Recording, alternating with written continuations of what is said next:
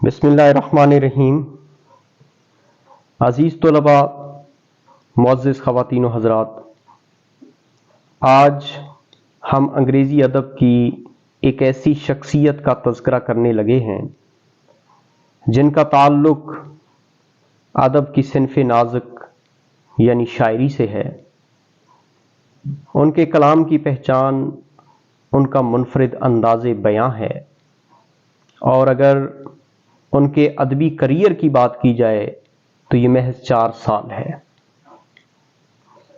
مگر ان 4 سالوں میں انہوں نے وہ کچھ لکھ دیا ہے جسے شاید سمجھنے کے لیے ہمارے 40 سال بھی کم پڑ جائیں گے۔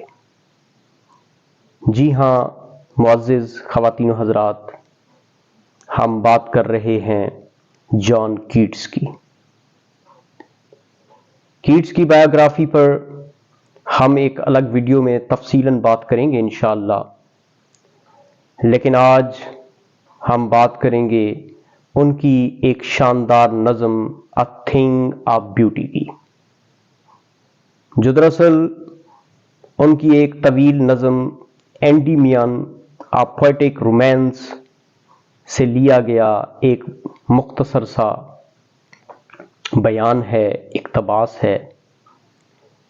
کیٹس کی جانب سے اس اقتباس میں ہمارے لیے نہایت شاندار پیغام موجود ہے کہ قدرتی حسن ہر اس شخص کے لیے ذہنی سکون اور اطمینان قلب کا باعث ہے جسے دنیاوی تکالیف اور آزمائشوں نے تھکا کر اس قدر مایوس کر دیا ہو کہ وہ ہر لمحہ موت کو ترستا ہو۔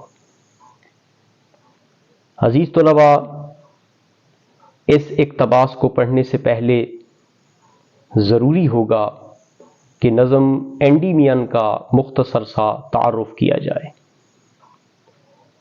دراصل اینڈیمین یونانی قصے کہانیوں کے مطابق ایک نہایت حسین و جمیل خوبرو نوجوان تھا جو پیشے کے لحاظ سے چرواہا تھا اور ماؤنٹ لیٹمس پر رہا کرتا تھا۔ اس کے حسن کا یہ عالم تھا کہ چاند کی دیوی سیلین پہلی ہی نظر میں اس پر دل ہار گئی تھی۔ اس نے اینڈیمین کو ابدی نیند سلا دیا اور ہر رات اس کے دیدار کو آ جایا کرتی تھی۔ اس کے لیے تو بس اب ماؤنٹ لیٹمس ہی کل کائنات تھا جہاں اس کا محبوب ابدی نیند سویا ہوا تھا۔ معزز خواتین و حضرات، آئیے اب ہم اپنی نظم کا باقاعدہ آغاز کرتے ہیں۔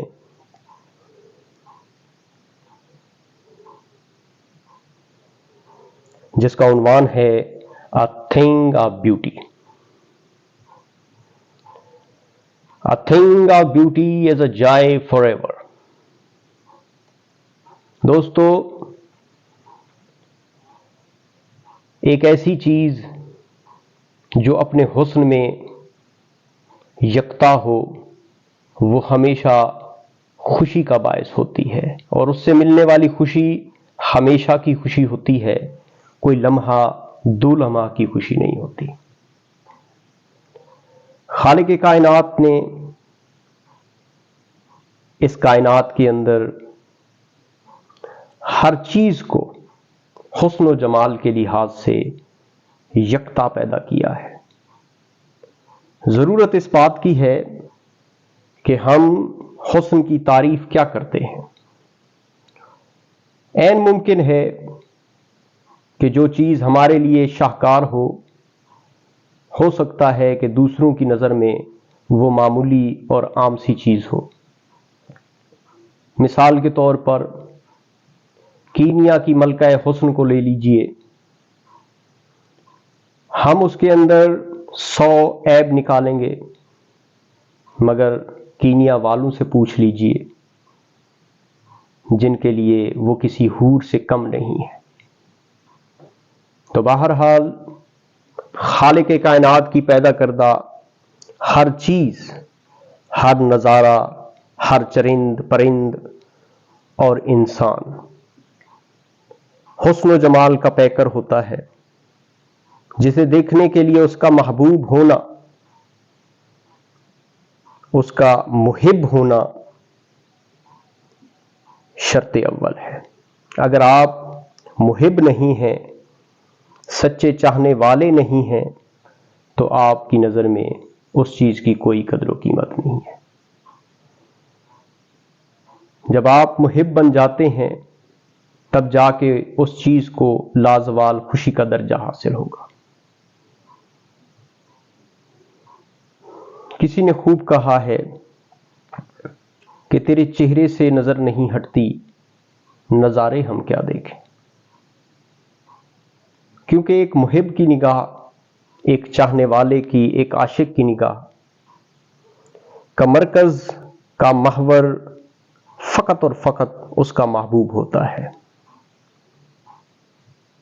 وہ اس چیز سے ماورا ہوتا ہے کہ اس کے ارد گرد کیا ہو رہا ہے، یعنی محبوب کا چہرہ ہی محب کی کل کائنات ہوتا ہے، جس کے اندر ہمیشہ ہمیشہ کے لیے وہ بس جاتا ہے۔ Its loveliness increases, it will never pass into nothingness. دیکھیں، اسی خوبصورت چیز کی بات ہو رہی ہے جو ایک محب کی نظر میں لازوال خوشی کا درجہ رکھتی ہے۔ اس کے پیارے پن میں، اس کے حسن میں ہمیشہ اضافہ ہوتا چلا جاتا ہے، اور اس کی قدر و قیمت کبھی بھی رائگاں نہیں جاتی۔ دیکھیں، جو چیز نظارہ یا انسان ہمارا محبوب ہو جائے تو اس کے حسن اور قدر و قیمت میں لمحہ بلمحہ اضافہ ہوتا ہی رہتا ہے۔ جب بھی ہم اپنے محبوب کو دیکھیں گے تو دنیا کے باقی معاملات کو بھول جائیں گے، خواہ دنیا نے ہمیں کتنے ہی دکھ دیے۔ But we'll keep a world quiet for us and a sleep full of sweet dreams and health and a quiet breathing. اب دیکھیں یہاں پہ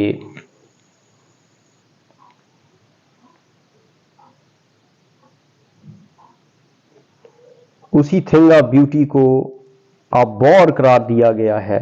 بور کا مطلب کنج ہوتا ہے۔ جب درخت آپس میں مل کر چھاؤں دیتے ہیں تو اس چھاؤں کو بور کہا جاتا ہے۔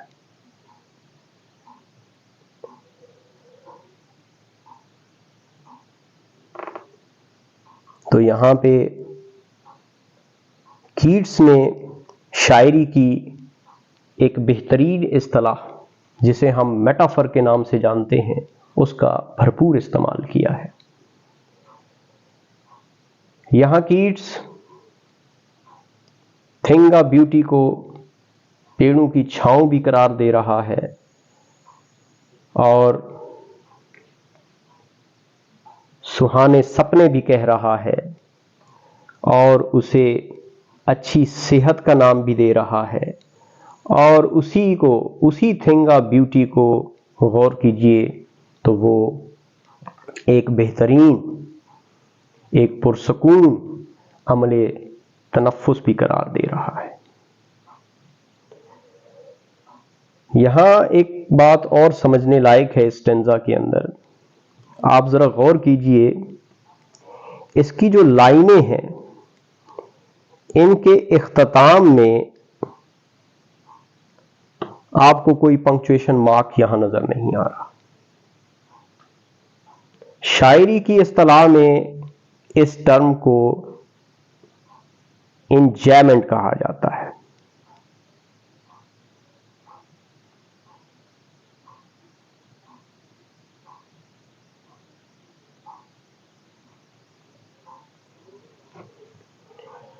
امید ہے کہ یہاں تک آپ کو بات سمجھ آ گئی ہوگی۔ تو آئیے اب ہم تھوڑا سا آگے بڑھتے ہیں۔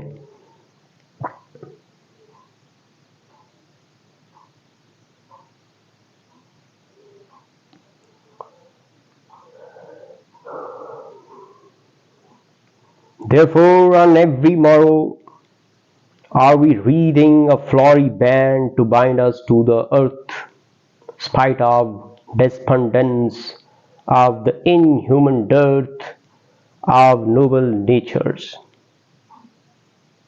یہاں پہ مورو سے مراد دا نیکسٹ ڈے ہے، لیکن ایوری مورو سے مراد یہاں پہ ہم ہر روز لے سکتے ہیں. ریڈنگ کا مطلب ہوتا ہے انسرکلنگ، یعنی کسی چیز کا گول بن لینا، اور فلاوری بینڈ کا مطلب پھولوں کی مالا ہے کہ جو ہم بنے جا رہے ہیں اس زمین سے اپنا تعلق، اپنی وابستگی قائم کرنے کے لیے.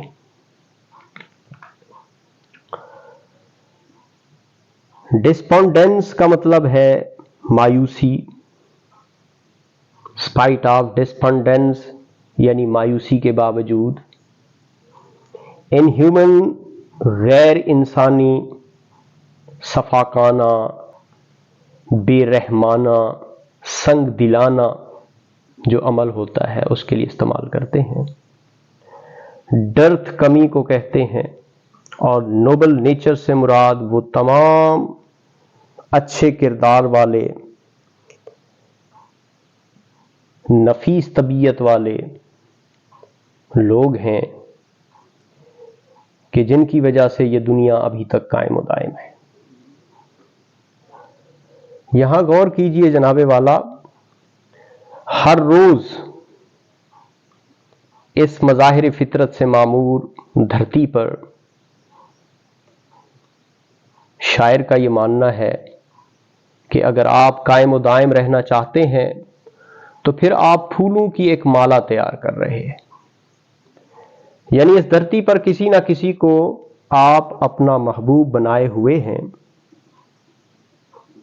حالانکہ یہاں ہمارے لیے ہر سو مایوسی ہی مایوسی چھائی ہوئی ہے،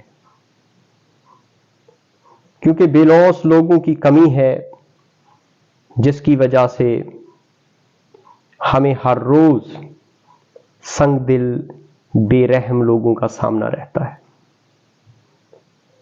یہاں ہر شخص ہمیں اپنے مفاد کے لیے قربان کرتا ہے، اور کسی کو ہمارے جذبات، ہمارے احساسات اور حالات کا کوئی خیال نہیں رہتا. امید ہے کہ یہاں تک آپ کو بات سمجھ آ گئی ہوگی.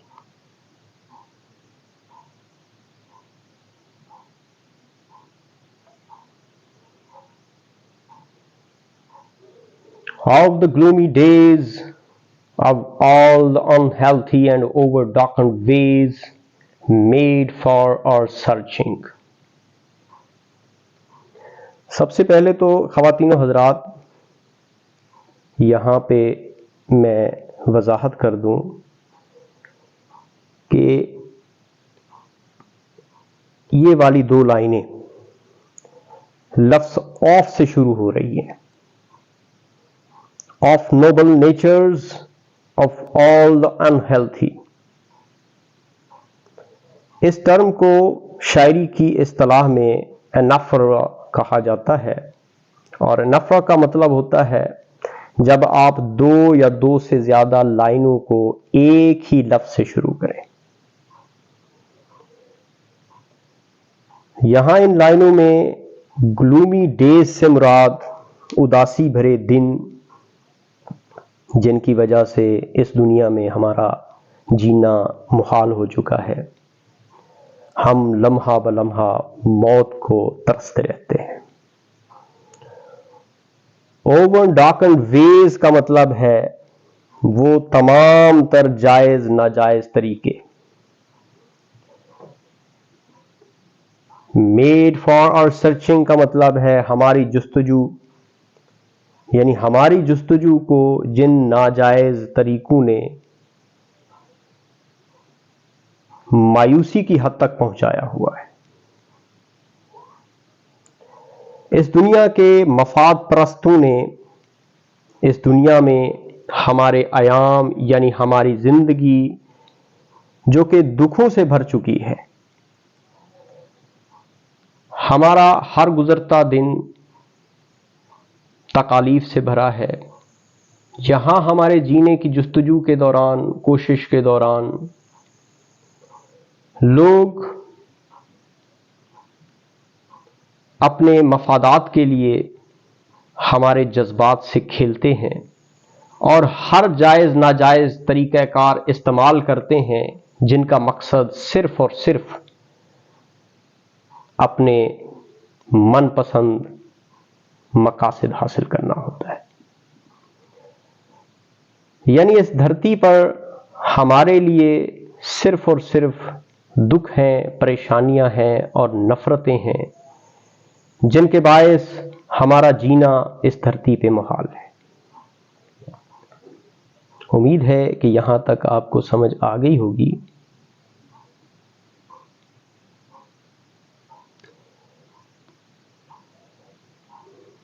Yes, in spite of all, some shape of beauty moves away the pall from our dark spirits. یہاں پہ شیپ آف بیوٹی سے مراد کوئی ایسی محبوب چیز ہے، کوئی ایسی محبوب شخصیت ہے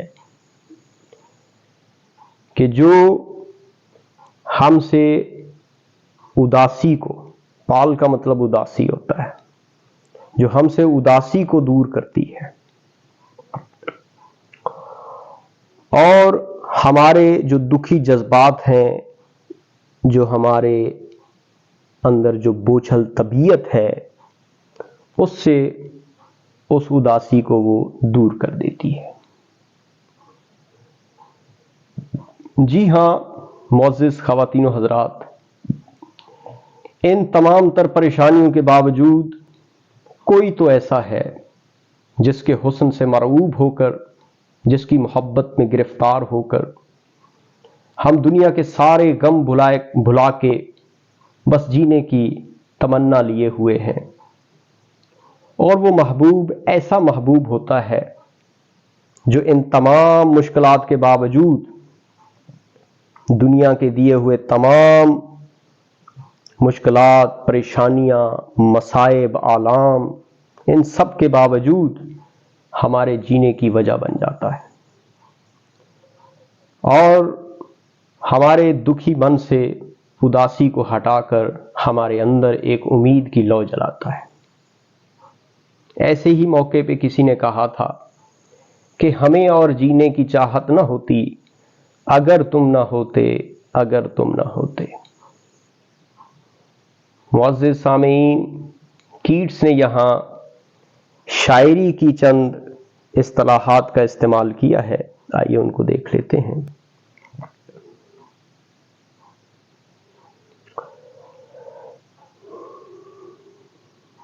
سب سے پہلے تو کیٹس نے یہاں پہ جو بات کی ہے وہ شیپ آف بیوٹی کی بات کی ہے. شیپ آف بیوٹی کو یہاں پہ قدرتی حسن قرار دیا گیا اور a thing of beauty اس کو ہم لیں گے.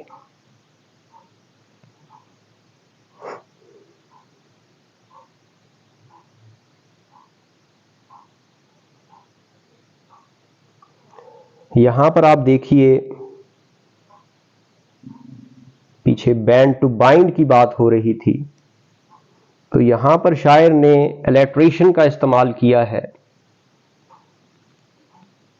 یہاں پہ بی ساؤنڈ کو الیٹریٹ کیا گیا ہے. الیٹریشن کا استعمال ہم تب کرتے ہیں جب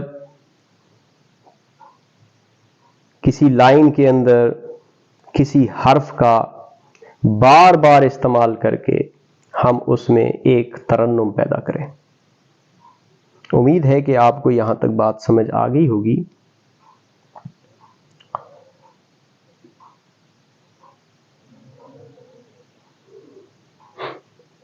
Such the sun, the moon, trees old and young, sprouting a shady boon for simple sheep, and such are daffodils with the green world they live in, and clear rills that are themselves a cooling covert make against the hot season.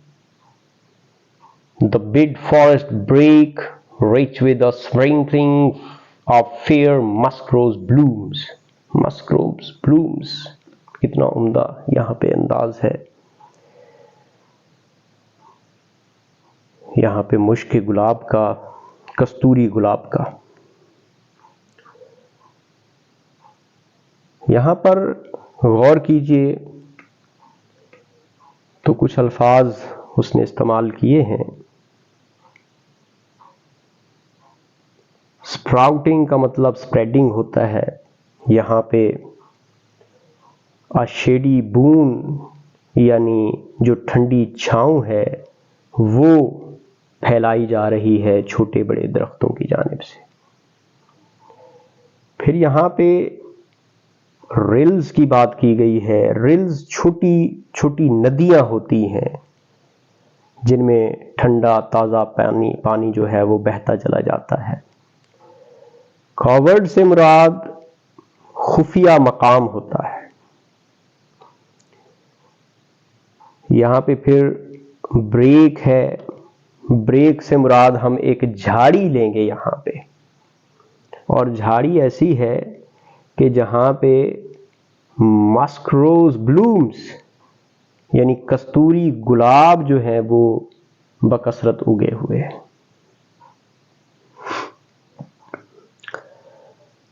तो अगर हम मज़ाहिर फितरत की बात करें तो इनमें हमारे पास सूरज है जिसके तलुओ गरूब के नज़ारे हमेशा काबिल दीद होते हैं। आप ज़रा सुबह को उठिए, निकलिए और जाके देखिए तो जब सूरज तलू हो रहा होता है तो ये दुनिया के बेहतरीन नज़ारों में से एक नज़ारा होता है। लेकिन अफसोस कि हमारे पास वक्त ही नहीं, हम बिस्तर छोड़ के जाना ही नहीं चाहते। फिर चांद की बात करें तो इस पर शोरा के दीवान मुरतब हैं। महबूब के चेहरे को चांद से तशबीह देना तो एक रिवायत सी बन चुकी है। इलावा जी छोटे बड़े दरख्त मौजूद हैं जिनको अल्लाह तबारक व तआला ने हमें गर्मी की शिद्दत से बचाने के लिए जा बजा पैदा किया हुआ है। ये गर्मी की शिद्दत में ठंडी पुरसकून छांव फराहम करते हैं और इनकी छांव हमारे लिए तो किसी नेमत से कम है ही नहीं, उसके साथ साथ जानवरों के लिए, बिलखसूस यहाँ पे तस्करा हुआ है भेड़ों का, तो बेचारी थकी हारी भेड़ों के लिए किसी नेमत से कम नहीं है। ऐसे ही हुस्न की मिसाल आबी नरगिस है जो हरियाली के बीचों बीच न सिर्फ अपनी मौजूदगी का एहसास दिलाते हैं बल्कि मंजर को वो मजीद खूबसूरत, जाज़िबे नजर देखने के लायक बनाते हैं।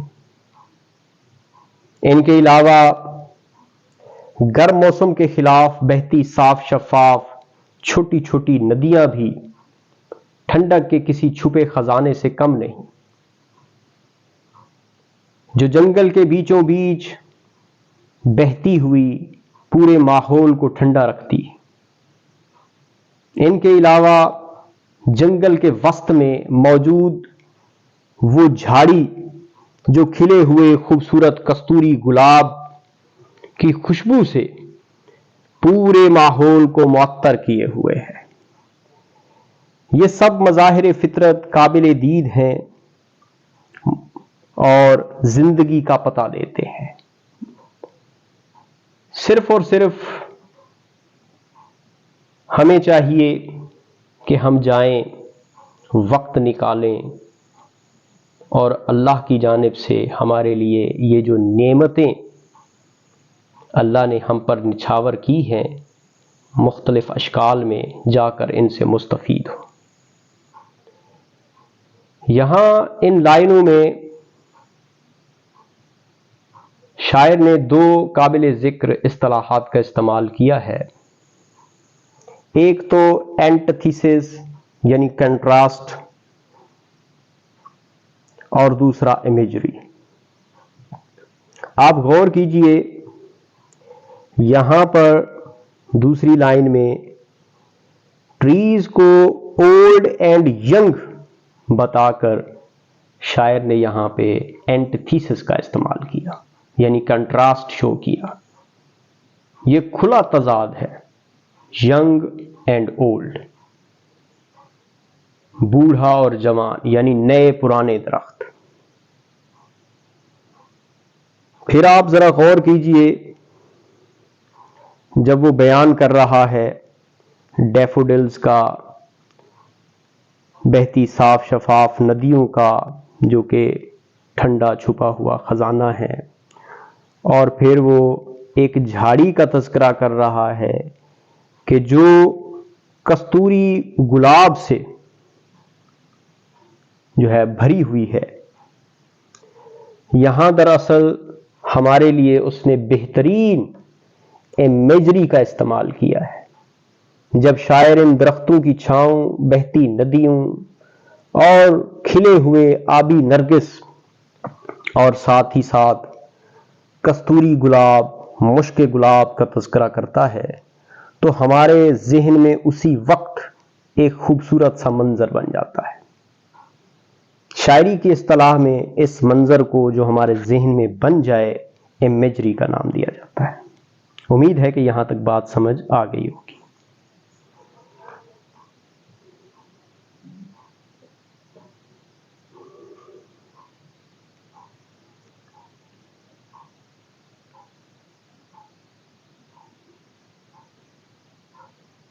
And such too is the grandeur of the dooms we have imagined for the mighty dead.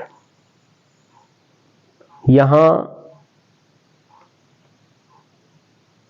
گرینجر سے مراد جاہ و جلال ہے، شان و شوکت ہے، اور ڈومز کا مطلب یہاں ہم کھنڈرات لیں گے، اور مائٹی ڈیڈ کا مطلب ہے وہ عظیم لوگ جو اب ہمارے درمیان نہیں رہے، جو ان عظیم و شان محلات میں رہا کرتے تھے، جو اب ہمارے سامنے کھنڈرات کی صورت موجود ہے۔ تو ان دیدہ زیب محلات میں رہنے والے عظیم لوگوں کے بارے میں ہم نے تخیلات قائم کر رکھے ہیں۔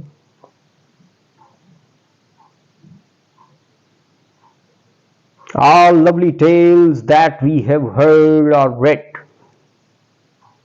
اور انہی سے منسلک وہ تمام خوبصورت داستانیں ہیں جن کے بارے میں ہم نے سنا یا پڑھا ہوا ہے۔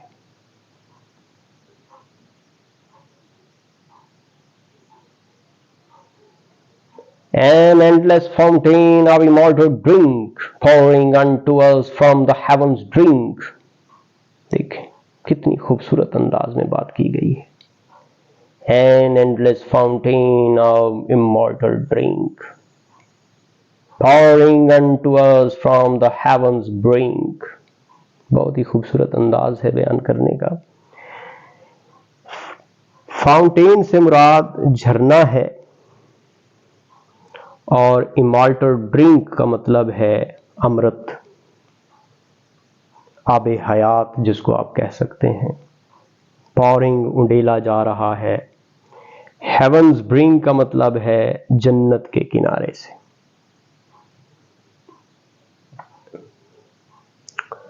معزز سامعین، یہ تمام متذکرہ بالا خوبصورت اشیاء، مظاہر فطرت، حسین لوگ جو ہمارے محبوب ہیں، جو ہمارے لیے اس دنیا میں جینے کی وجہ ہیں، یہ سب ہمارے لیے آب حیات کا امرت، آب حیات امرت کا وہ لازوال جھرنا ہے جو جنت کے کنارے سے ہم پر انڈیلا جا رہا ہے، اور خالق کائنات کی جانب سے ہماری تکالیف کو ختم کرنے کے لیے ایک بے مثل اور لازوال نعمت ہے۔ یہاں ان لائنوں کے اندر کیٹس نے ایک بار پھر سے میٹافر اور امیجری کا استعمال کر دیا ہے۔ جب ہم یہاں